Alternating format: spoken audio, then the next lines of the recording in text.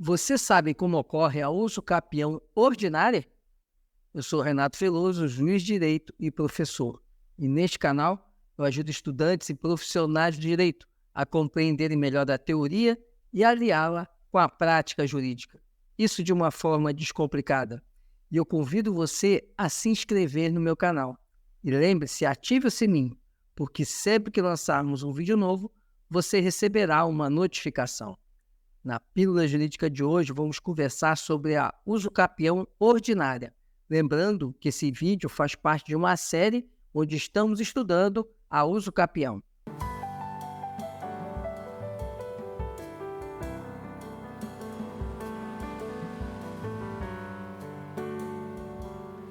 A usucapião ordinária é um meio aquisitivo de propriedade, meio originário de aquisição da propriedade, para aquele indivíduo que, além da posse com animus domini, ele a tem com justo título e boa-fé. Essa posse depende do prazo de 10 anos para a concretização. E para nós compreendermos melhor, precisamos analisar o artigo 1242 do nosso Código Civil. Vamos vê-lo. Artigo 1242. Adquire também a propriedade do imóvel aquele que contínua e incontestadamente, com justo título e boa-fé, o possuir por 10 anos. Parágrafo único. Será de 5 anos o prazo previsto neste artigo se o imóvel houver sido adquirido onerosamente, com base no registro constante do respectivo cartório, cancelada posteriormente, desde que os possuidores nele tiverem estabelecido a sua moradia ou realizado investimentos de interesse social e econômico. Percebemos então que o caput do artigo 1242 nos apresenta a usucapião ordinária, que é aquela que tem como requisito o desempenho do exercício da posse ad usucapione, ou seja, a posse em que exista o animus domini, a vontade de ser dono. Além disso, essa posse ela deve ser justa e deve ser de boa-fé. E deve haver um justo título, ou seja, deve haver um documento que leve para o possuidor a ideia de que ele adquiriu a propriedade daquele imóvel. Essa é a usucapião ordinária e, para tanto, exige um prazo de 10 anos do exercício dessa posse ad usucapione. Mas o parágrafo único ele vem trazendo uma possibilidade de redução desse tempo. É o que alguns doutrinadores chamam de posse-trabalho.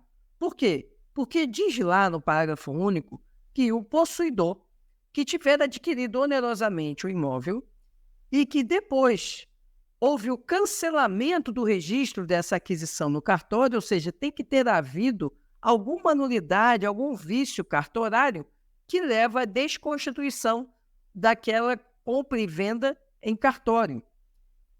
Isso acontecendo, e aí tem o requisito chamado a posse-trabalho, e o indivíduo, tendo utilizado o imóvel, feito investimentos econômicos dele, utilizado ele como sua moradia, vai possibilitar o reconhecimento da usucapião pelo prazo de 5 anos de posse.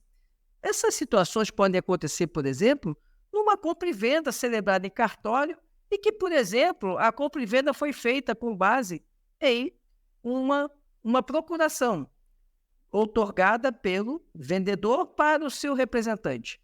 E depois veio-se a saber que essa procuração ela tinha um vício, ela não poderia outorgar esses poderes. E com isso, essa compra e venda ela é desconstituída.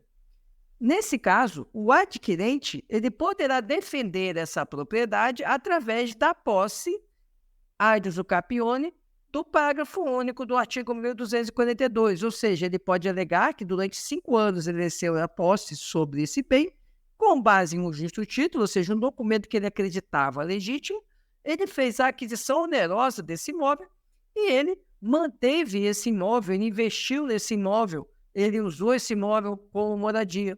E aí você tem aquilo que a doutrina chama de posse-trabalho, que justifica e legitima essa redução do tempo de usucapião de 10 anos para 5 anos.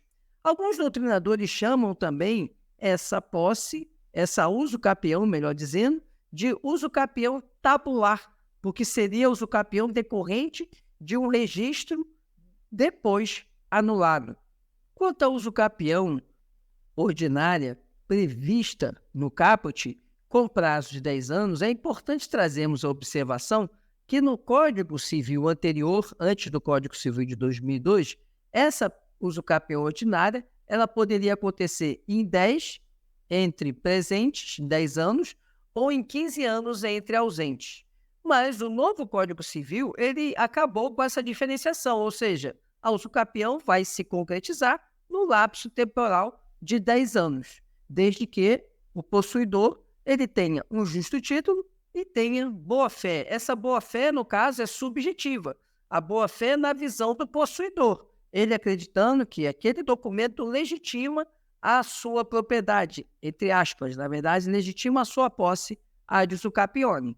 Sobre a modalidade de usucapião do parágrafo único, ou seja, usucapião chamada por grande parte da doutrina de posse e trabalho e também por parte da doutrina de usucapião tabular, a crítica de Flávio Tartucci é que, na verdade, não seria propriamente usucapião tabular, porque ele defende que a usucapião tabular teria espaço se ela fosse decorrente somente da anulação do registro anterior.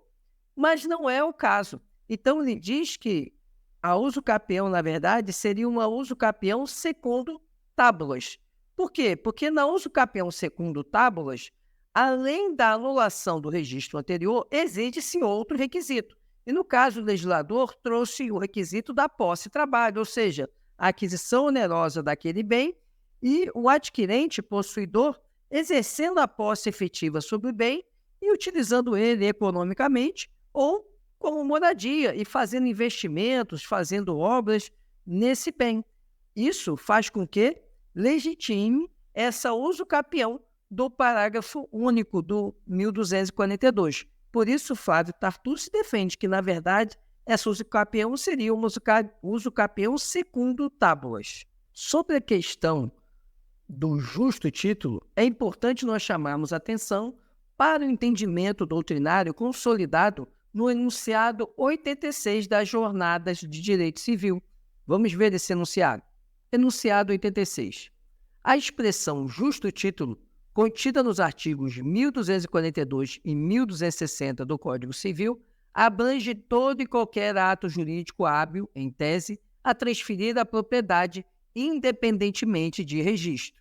O enunciado 86, então, ele quer dizer que qualquer documento que transpareça a ideia de transferência de propriedade, ainda que não registrado em cartório, ele é um documento hábil para legitimar, para fundamentar a usucapião ordinária. Ele pode sim ser considerado justo título. Por exemplo, uma promessa de compra e venda particular, ela pode ser considerada um justo título. Essa questão da promessa de compra e venda, inclusive, foi objeto já de entendimento do STJ. Vamos ver aqui esse entendimento que está registrado na jurisprudência em teses do STJ. Jurisprudência em teses do STJ. O contrato de promessa de compra e venda constitui justo título apto a ensejar a aquisição da propriedade por uso capião. Ou seja, o STJ ele vem com entendimento bastante reiterado, diríamos até consolidado, de que mesmo a promessa de compra e venda é justo título hábil a legitimar a uso capião ordinária. Sobre isso, eu gostaria de trazer um julgado aqui do STJ que ilustra esse posicionamento, esse pensamento. Esse entendimento está na jurisprudência do STJ, no julgamento do recurso especial 1584447. Nesse julgamento, eu destaco o item 2, que fala que a falta de registro de compromisso de compra e venda não é suficiente para descaracterizar o justo título como requisito necessário ao reconhecimento da usucapião ordinária. Ou seja, o STJ abraça o entendimento lá do enunciado 86 da Jornada de Direito Civil e que está também retratado na jurisprudência em teses do próprio STJ. Mas eu chamo também outra questão, que é o item 4 desse julgado, que ele fala que a mera lavratura de boletim de ocorrência por iniciativa de quem se declara proprietário de imóvel litigioso, não é capaz de, por si só, interromper a prescrição aquisitiva. O assunto que também nós vimos nessa pílula jurídica, que existem hipóteses de interrupção da prescrição. E o STJ disse que a mera lavratura de boletim de ocorrência não interrompe a prescrição, ou seja, seria necessário uma ação reivindicatória, ou então até mesmo uma ação possessória para interromper o curso do prazo de prescrição aquisitiva da usucapião. Esse era o conteúdo que tínhamos para essa nossa pílula jurídica. E se você ficou com alguma dúvida sobre o tema, deixe nos comentários a sua pergunta. E se você tem também alguma sugestão de pílula jurídica, deixe também nos comentários que nós vamos preparar o assunto aqui para o nosso canal. E eu peço que você nos ajude a divulgar o nosso trabalho e o nosso canal, levar o conhecimento jurídico a maior número de pessoas. Curta, comente e compartilhe para que esse conteúdo ele tenha mais espaço no YouTube. Muito obrigado por sua atenção e até a próxima.